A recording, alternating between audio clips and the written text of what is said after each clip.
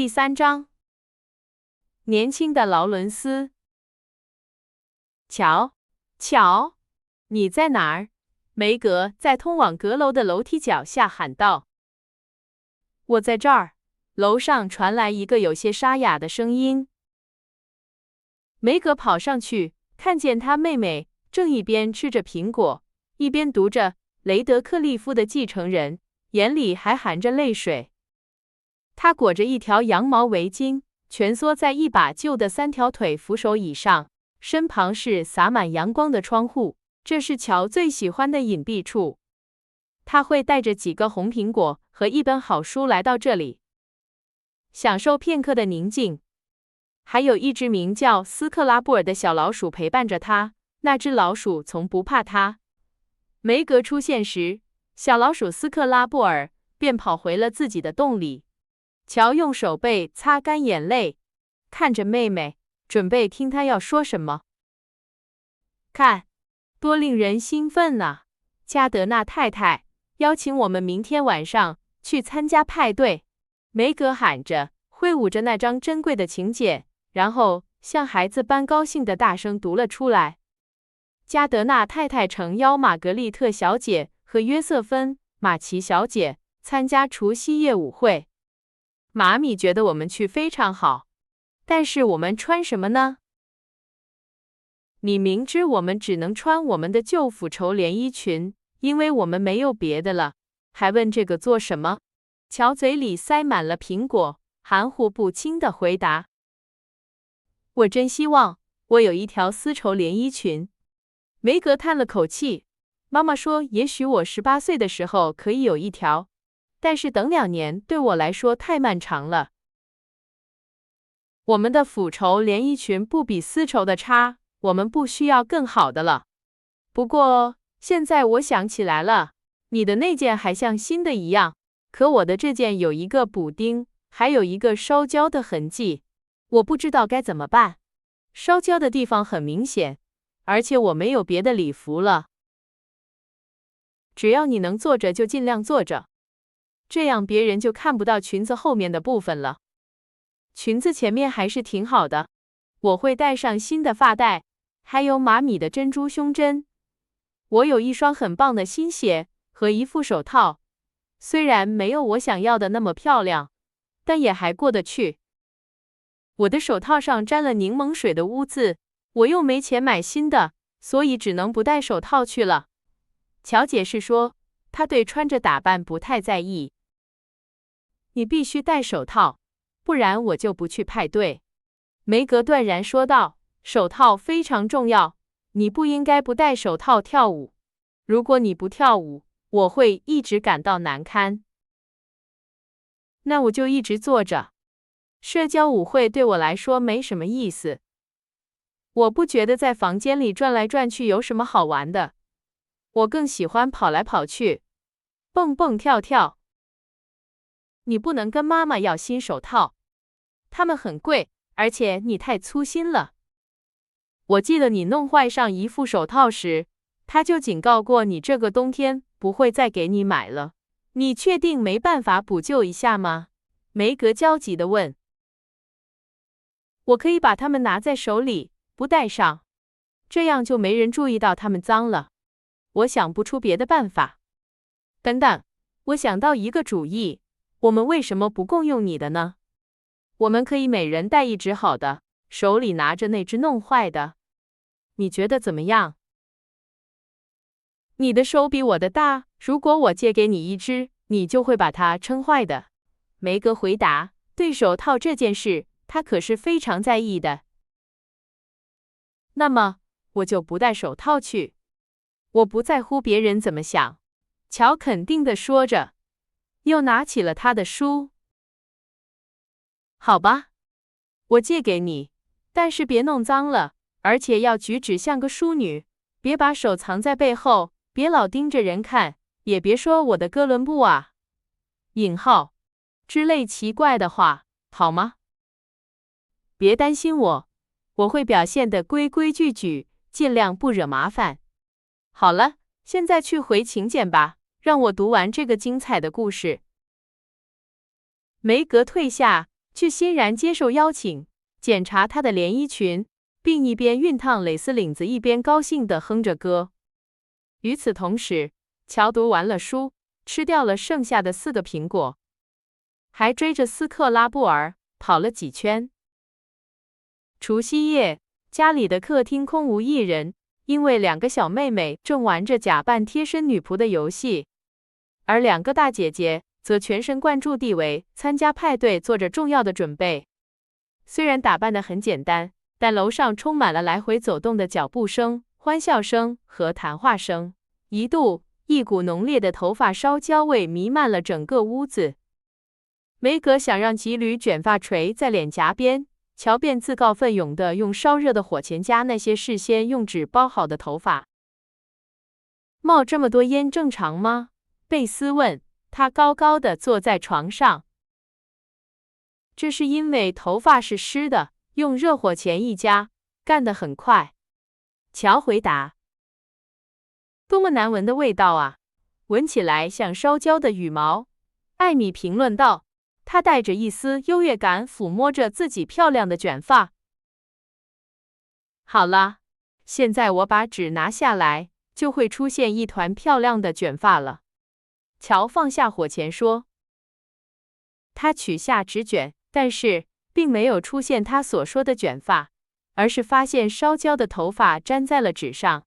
惊恐万状的发型师把烧焦的残骸放在了受害者面前的梳妆台上。哦，你都做了什么？真是太糟糕了！我不能去参加舞会了。我的头发，我的头发！梅格呻吟着，绝望地看着垂在额前参差不齐的卷发。真倒霉！你不该让我做的，我总是把事情搞砸。对不起，火钳太热了，所以我弄得一团糟。乔懊悔地说，看着那些烧焦的头发，流下了悔恨的泪水。还有补救的办法，再稍微卷一点，然后戴上发带，让发梢稍微垂在额头上。你会很时髦的。我见过很多女孩都那样打扮。艾米鼓励他们说。我活该。谁让我非要打扮得那么漂亮？我为什么不安安分分地留着我原来的头发呢？梅格没好气地喊道。我同意，你原来的直发很漂亮，不过很快就会长出来的。贝斯说着，走过去亲吻了那只被剪了羊毛的小羊，安慰着它。经过一些小小的波折，梅格终于打扮完毕，乔也在大家的帮助下梳好头发，穿好衣服。虽然他们的礼服很简单，但两人看起来都非常得体。梅格身穿银灰色腐绸连衣裙，系着蓝色天鹅绒腰带，配着蕾丝领子和珍珠胸针。乔则穿着深红色连衣裙，配着挺阔的白色男士领子，别着2朵白菊花作为唯一的装饰。他们各自戴上干净的那只手套，手里拿着另一只。大家都觉得这是个简单又合适的解决办法。对梅格来说，带跟的鞋子太小了，磨得她脚疼，但她不好意思说出来。乔则觉得头上那19个发夹扎得他头皮发麻，自然很不舒服。但是，俗话说得好，要美丽就得付出代价。玩得开心，亲爱的们，马奇太太说，看着她的女儿们优雅地走向街上。别吃太多，11点就回来，我会让汉娜去接你们的。门关上后，一个声音从窗口喊道：孩子们，孩子们，你们带了漂亮的手帕吗？是的，是的，我们带了，而且梅格的手帕是香的。乔大声回答，脚步却没有停下。然后他笑着补充说，我想即使我们是在逃离地震，妈咪也会问我们同样的问题。这是她贵族风范的体现。我觉得这很好，因为一个真正的淑女，从她干净的鞋子、手套和手帕就能看出来。梅格说，她她和母亲一样，有很多这种贵族风范的习惯。好了，乔，别忘了遮住你裙子上的烧痕。我的腰带系好了吗？头发看起来会不会很糟糕？梅格问。她在加德纳太太的梳妆台镜子前修饰了很久，然后转过身来。恐怕我会忘记的。如果你看到我做了什么不合适的事，就给我使个眼色，好吗？乔回答，一边整理好连衣裙的领子，一边迅速地打理了一下发型。不，淑女是不该使眼色的。如果你做错了什么，我会扬起眉毛；如果你做得好，我会点头示意。现在，挺直腰板，小步走路。如果有人介绍你认识，不要和对方握手，那样很不合适。你怎么知道这么多关于什么合适、什么不合适的事？我一点概念都没有。这音乐真欢快。他们有些胆怯地走向客厅，因为他们不常参加派对，而且即使这次聚会很随意，对他们来说也是一件大事。加德纳太太，一位非常优雅的老太太，热情地向他们问好，并将他们交给他6个女儿中最大的那个。梅格已经认识萨莉了，立刻感到很自在。但是乔对女孩子们和他们的闲聊不太感兴趣，他安静地站在那里，背靠着墙，感觉自己像一匹闯进了花园的小马一样格格不入。在房间的另一边，6、7个快活的男孩子正在谈论溜冰，他很想加入他们的谈话，因为溜冰是他的爱好之一。当他告诉梅格他的想法时，梅格使劲扬了扬眉毛，乔便不敢动了。没有人来和乔说话，他身边的年轻姑娘们也渐渐走开了，直到他完全孤身一人。因为他不能在房间里四处走动，以免暴露裙子上的烧痕，他只好有些伤感地看着大家。直到舞会开始，梅格立刻就被邀请去跳舞了。尽管鞋子很紧，但她舞姿优雅，没人会从她的笑容中看出她所忍受的痛苦。乔看到一个高个子、红头发的年轻人向他走来，他害怕他会请他跳舞，于是躲到窗帘后面，想独自一人静静地观察派对。不幸的是，另一个同样害羞的人先他一步选择了这个藏身之处，所以当他拉开窗帘时，正好撞见了年轻的劳伦斯。天啊，我不知道这里有人，乔叫道，准备像进来时一样快地出去。虽然他显然吃了一惊，但那个年轻人还是笑着，用友好的语气说：“别担心我，如果你愿意，可以留下来。我不会打扰你吗？”一点也不会。我躲起来是因为我不认识什么人，而且我在陌生人中觉得不自在。我也是。拜托，如果你不打算离开，请不要因为我而离开。那个年轻人又坐了下来，低头看着地板，直到乔为了表示友好和礼貌，重新开口说话。我想我以前见过您，您住在我们家附近，对吗？我们是邻居。那个年轻人抬起眼睛，看到乔那副一本正经的样子，不禁笑了起来，因为他想起了上次他把他丢失的猫送回家时，他们一起谈论板球的情景。他的反应让乔放了心，他也笑了起来，由衷地说：“多亏了您的圣诞礼物，我们度过了一个非常愉快的下午。是我祖父送的。但是您肯定向他提议了，不是吗？您的猫怎么样了，马奇小姐？”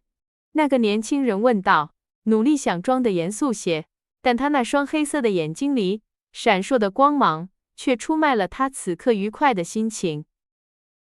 很好，劳伦斯先生，谢谢您。但是我请求您不要叫我马奇小姐，我是乔。那年轻姑娘说。我也不是劳伦斯先生，我只是老李。老李劳伦斯，真是个奇怪的名字。我名叫西奥多，但是因为我的同伴们叫我多拉，我不喜欢，所以我决定用老李这个名字。我也讨厌我的名字，太罗曼蒂克了。我真希望大家都叫我乔，而不是约瑟芬。您是怎么让那些男孩子不再叫您多拉的？狠狠地教训了他们一顿。我可不能去教训我的马奇姑妈，所以我想我只好忍着了。乔无可奈何地叹了口气说：“您不喜欢跳舞吗，乔小姐？”老李问道。他觉得这个名字和他非常相配。我喜欢，当有足够的空间，而且大家都很活跃的时候。在这样的地方，我肯定会撞到什么东西，踩到别人的脚，或者做出什么可怕的事情。所以，为了避免更大的麻烦，我让梅格去出风头。您不跳舞吗？有时候跳。您知道，我在国外住了很多年，还不太习惯这里的习俗。在国外，乔喊道，请告诉我。我喜欢听旅行的故事。老李似乎不知道从何说起，但是乔渴望的提问立刻为他指明了方向。于是，这个年轻人告诉他，他曾在沃维的一所学校学习，那里的孩子们不戴帽子，学校在湖边停泊着一支船队，而且在假期里，他们会和老师一起在瑞士旅行。我多希望我也在那里呀！乔喊道。您认识巴黎吗？我去年冬天在那里。您会说法语吗？在沃维，你只能说法语。用法语对我说些什么吧。如果我看到写下来的，我就能理解。但是我的发音很差。Quel nom à la jeune demoiselle en jolie pantoufle？ 老李愉快地说。听起来真好，让我想想，您是说那个穿着漂亮鞋子的年轻女孩叫什么名字？对吗？ Oui, mademoiselle。 那是我的妹妹玛格丽特，但是您早就知道了。您觉得她漂亮吗？是的，她让我想起了德国的年轻女孩。她的样子年轻又安详，而且跳起舞来像个淑女。乔听到一个年轻人这样称赞他的妹妹，高兴得容光焕发。他努力记住每一个字，以便告诉梅格。他们从藏身之处看着派对，发表评论和批评，像两个老朋友一样聊天。老李很快就不再害羞了，因为乔那男性化的举止让他觉得有趣和自在，而他也恢复了平时的活泼样子。现在他已经忘记了自己的裙子，也没有人再对着自己的裙子，也没有人再对他扬眉毛。年轻的劳伦斯越来越让他喜欢。他仔细地打量着他，以便向他的姐妹们描述他，因为他们没有兄弟，表兄弟也很少，所以男孩子对他们来说几乎是陌生的生物。黑色的卷发，古铜色的皮肤，大大的黑眼睛，长长的鼻子，漂亮的牙齿，小巧的手和脚，和我一样高。对一个男孩来说算是很友善了，而且真的很有趣。他多大了呢？乔的问题已经到了嘴边，但他及时忍住了，并以一种他不常有的机智，选择了间接的方式来寻找答案。我想他很快就要上大学了，我已经看到他在啃书本了。我是说学习很用功。乔因为不小心说漏了啃书本这个粗俗的词而脸红了。老李笑了，他似乎并不感到震惊，耸了耸肩回答说，还有2-3年吧。无论如何，我不会在17岁之前去。您只有15岁？乔问道，看着那个高个子的年轻人，他原以为他有17岁。下个月我就16岁了。我多么希望我去上大学啊，可是您似乎不太高兴。我讨厌这个想法，在大学里，到处都是取笑和胡闹。我不喜欢这个国家的年轻人做这些事情的方式。那您喜欢什么？住在意大利，以我自己的方式尽情玩乐。乔很想问他那是什么方式，但是当他看到那个年轻人皱起眉头时，他决定换个话题，并用脚打着节拍，评论说：“这首波尔卡舞曲真好听，您为什么不去跳舞呢？”如果您陪我，我就去。他回答说，同时以法式风格微微鞠了一躬。不可能，我答应过梅格我不会动，因为……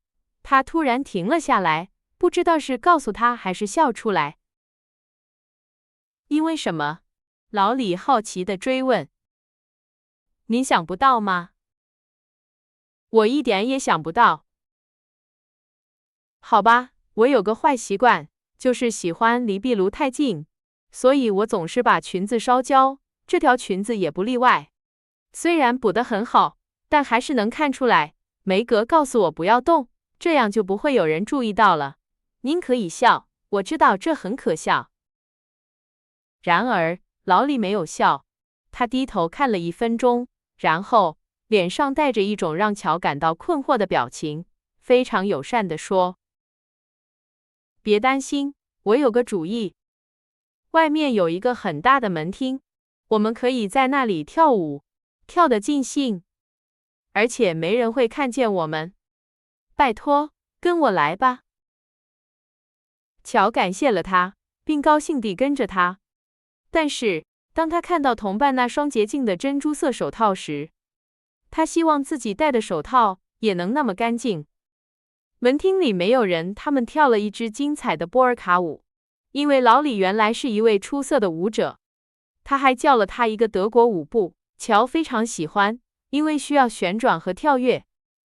当曲子结束时，他们坐在楼梯上，喘着气休息。老李正在谈论海德堡的一个学生派对。这时梅格来找他的妹妹，他向她招了招手，乔不情愿地跟着他来到隔壁的一个房间。梅格倒在沙发上，手捂着脚，脸色苍白。我扭伤了脚踝，那个该死的鞋跟歪了，我感到一阵剧痛，疼得我几乎站不起来。我不知道该怎么回家。那年轻姑娘解释说，痛苦地摇着头。我就知道那些该死的鞋子会让你受伤的。对不起，但我不知道该怎么办，除非叫一辆马车或者今晚在这里过夜。乔说着，轻轻地揉着他的脚踝。马车太贵了，而且恐怕也找不到，因为大多数人都是自己来的。马厩离这里很远，我们也没有人可以派去叫车。我去。别说了，现在已经10点多了，外面很黑，我也不能留在这里，因为没有地方。萨利有客人，我会休息一下，直到汉娜来接我们，然后我会尽力走回去。我会让老李去的，乔提议说，他立刻感到如释重负。求你了，别那样做，不要向他或任何人求助。把我的靴子拿来，把鞋子和我们的东西放在一起。我不能再跳舞了。你去吃晚饭，吃完后，等汉娜来了，立刻来告诉我。晚饭现在就要开始了，我宁愿和你待在这里。不，亲爱的，去给我拿杯咖啡。我太累了，动不了。梅格躺了下来，小心地把靴子藏起来。乔跌跌撞撞地走向餐厅，结果走错了路，先是闯进了存放餐具的房间，然后又打开了老加德纳先生独自享用点心的房间的门。终于到了餐厅，他猛地冲向餐桌，端起一杯咖啡，几秒钟之内就把它洒在了自己的裙子上，结果裙子前面也变得和后面一样不体面了。天啊！我真是太笨手笨脚了，乔喊道，同时弄脏了梅格的手套，因为他想用它擦掉裙子上的污渍。需要帮忙吗？一个友好的声音问道。老李走了过来，一只手拿着一杯咖啡，另一只手拿着一盘冰淇淋。我正打算给梅格带点东西，她很累，但是有人撞了我一下，现在我弄得一团糟。乔说，他绝望地看着裙子上的污渍和手套上的咖啡渍。真倒霉，我正在找人喝这杯咖啡，您觉得我把它拿给您的妹妹怎么样？哦，谢谢您，我告诉您它在哪里，我自己就不拿了，因为我肯定会再出差错的。乔指明了路，老李则显示出他很懂得如何对待一位淑女。他搬来一张小桌子，又给乔拿来第二杯咖啡和更多的冰淇淋，而且服务周到，连挑剔的梅格也不得不承认，他看起来像个好孩子。他们吃着巧克力糖，讲着笑话，玩得很开心，正和两三个同样从派对溜出来的年轻人安静地玩着猜谜游戏。这时汉娜来了，梅格忘记了她的脚踝，猛地站了起来，结果不得不靠在乔身上，同时发出一声痛苦的叫声。别说话，他小声恳求道，然后大声说，没什么，只是脚踝轻微扭伤了。他一瘸一拐地走上楼梯去取他的东西。汉娜责骂了他，梅格哭了起来，乔不知所措，直到他决定自己想办法。他跑下楼梯，让一个仆人给他找一辆马车。不幸的是，这个仆人只是临时来帮忙的，不熟悉这一带。乔还在找人帮忙，这时老李听到了他的请求，走过来说，他可以用他祖父的马车。他解释说，他祖父刚刚来接他。太早了，我不相信您现在就想走了。乔回答说，他感到宽慰，但不知道是否应该接受这个提议。我总是很早就走。真的，请让我送你们回家吧。您知道，这顺路，而且我想正在下雨。这个理由最终说服了那个年轻姑娘。乔说梅格不舒服，感谢了她的帮助，然后跑去寻找她的妹妹和汉娜。后者像讨厌猫一样讨厌下雨，所以他没有任何意见。